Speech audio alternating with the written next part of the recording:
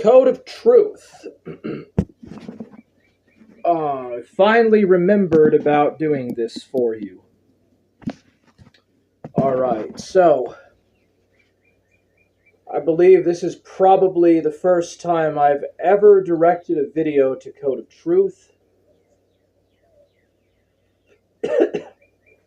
And let it be known that I am not trying to belittle or mock anyone in this particular presentation.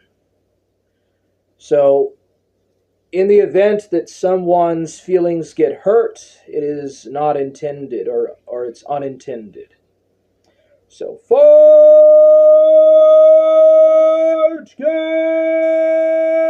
I am still a heart man! Let's go! Alright, so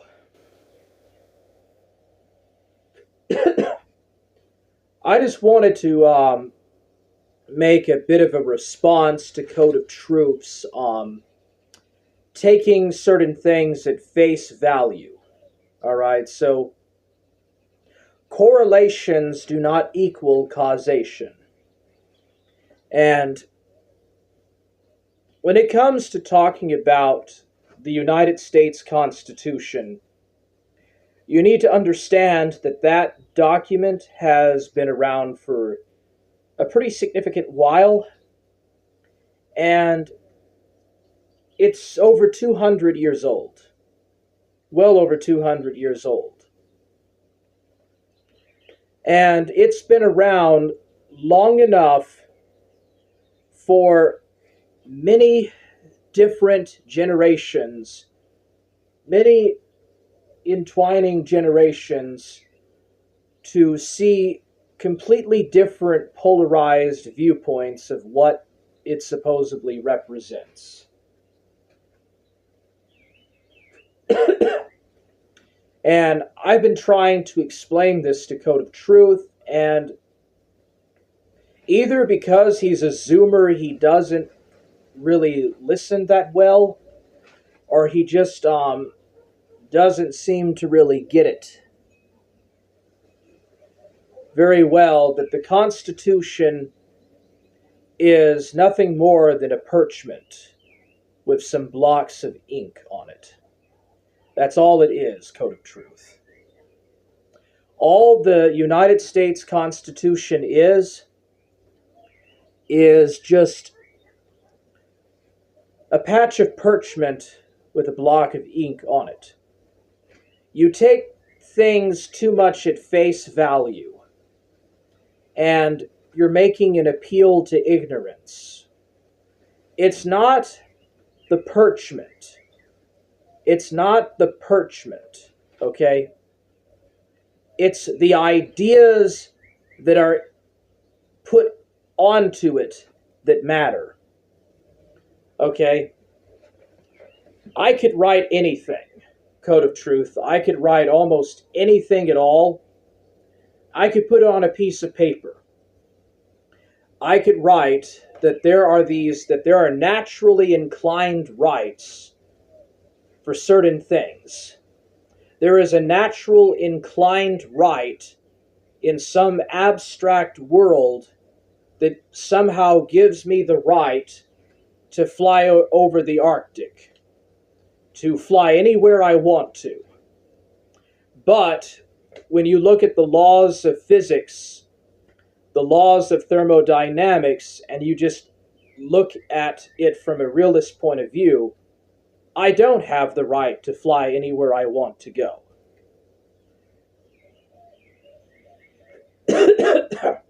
Because that's making an appeal to ignorance. That's making an appeal, a pure appeal to ignorance over nothing. The Constitution is a piece of parchment with some blocks of ink put on it. That's literally what the Constitution is, Code of Truth. Okay? I know that you're a Zoomer and you feel that you are entitled. to just have it for what it is.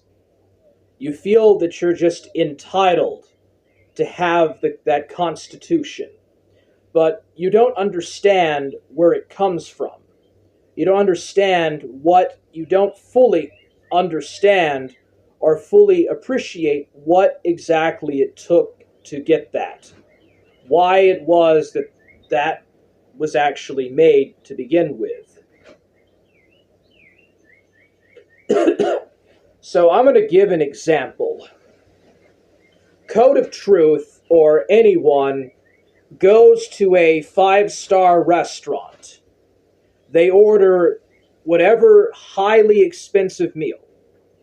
From the time that they pay for that meal and they make the order to the time that that meal is put on the table in front of them and they start eating it, that is the only relation that Code of Truth or that person is going to have with that plate of food.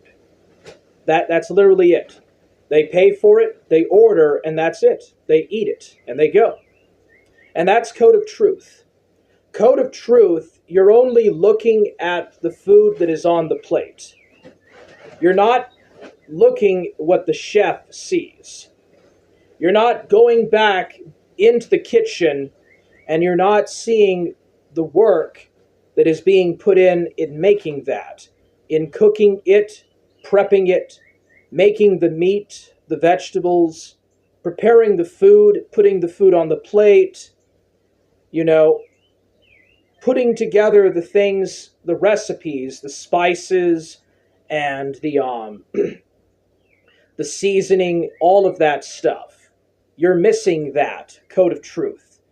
You've completely missed that point.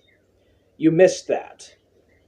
Just like when you missed the point when you went into the building, that the fact that it was not always there. Somebody had to build it. Like somebody had to cut the wood and the timber.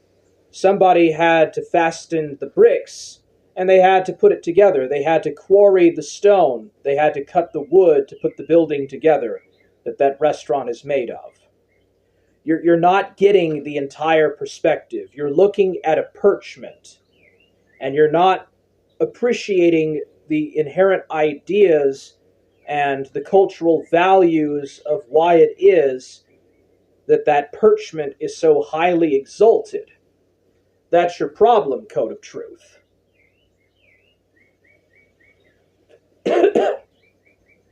When I tell you that you should read the Great Charter, the Magna Carta of 1215, when I tell you that you need to read the Petition of Right, when I tell you that you need to read the English Bill of Rights before you can read the American Bill of Rights, or the Federal Bill of Rights, when I tell you that you need to read the Anti-Federalist Papers to get a better comprehension and a better appreciation for the Constitution by reading the Federalist and Anti-Federalist Papers, I'm not telling you to waste your time. I'm telling you that all you're seeing is what is on the plate and what you're paying for. You're not going back into the kitchen to see what's going on. You're not getting the full picture. Okay, the Constitution was made after the Revolution had already happened. The Revolution was done. All of that work was done when the Constitution was compiled and ratified. All the other stuff was already done. It was past tense. They already had all the ideas from the Virginia Statute of Liberty, from the Massachusetts Bay set of laws in the Mayflower Compact. All those ideas were already there in those papers. The Founding Fathers just put all that together and put it in the Constitution. You're not appreciating the process, the overall long process of what it took to get to that point. And you're missing it.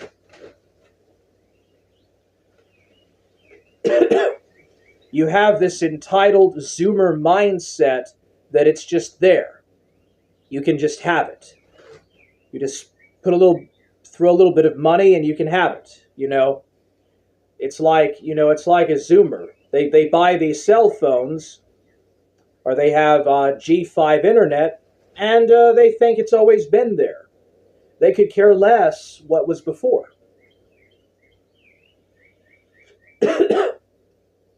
And that's the exact same thing you're doing with these founding documents of the government. You're not grasping the overall importance of the ideas of what is enshrined on that piece of parchment. You're looking too much at the parchment and the ink, and you're not looking enough at the ideas. You're not looking enough at the values of the culture that produced those documents. You're not looking at what the culture that was there to produce those documents, and you're not really looking at the ethics of why it is, the thinking or the philosophy of why that was made in the first place. You just take it for granted that there's a Constitution and that's it. So you're going to read the Constitution. Well, the Constitution says that a man has a naturally inclined, freeborn right to own a gun. But a judge can take those gun rights away. If that person commits a crime, Constitution says freeborn, free man right to own a gun. The judge says no. Driver's license. The Constitution gives the right to travel, free to travel. But you still have to have a driver's license to drive. So, the culture, or the mitigation of the culture, and the intermittent values of the culture, and the oral mode of the culture is just as important, because that's going to interpret what's on the documents. So, the Constitution is not perfect.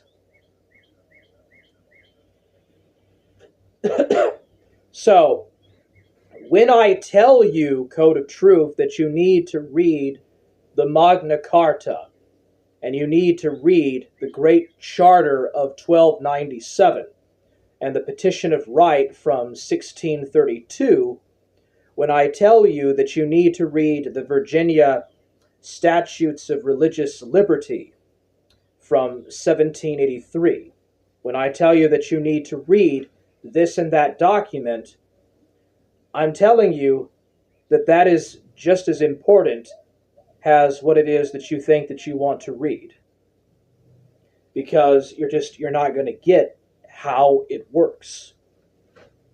It's not just as simple. It's not as simple as we're going to give you this free. You're going to get this freely. And you're just entitled to have this. No, there's pros and there's cons attached. There's consequences for how you deal or handle with these rights. There is cultural and religious consequences of how that works. Okay, that is what you are failing to see. That is what you're failing to understand. You take it for granted that there is this thing called a Constitution, but the Founding Fathers did not take it for granted, because they had to work to even conceive of and make it possible. Where did you think that they got these ideas from?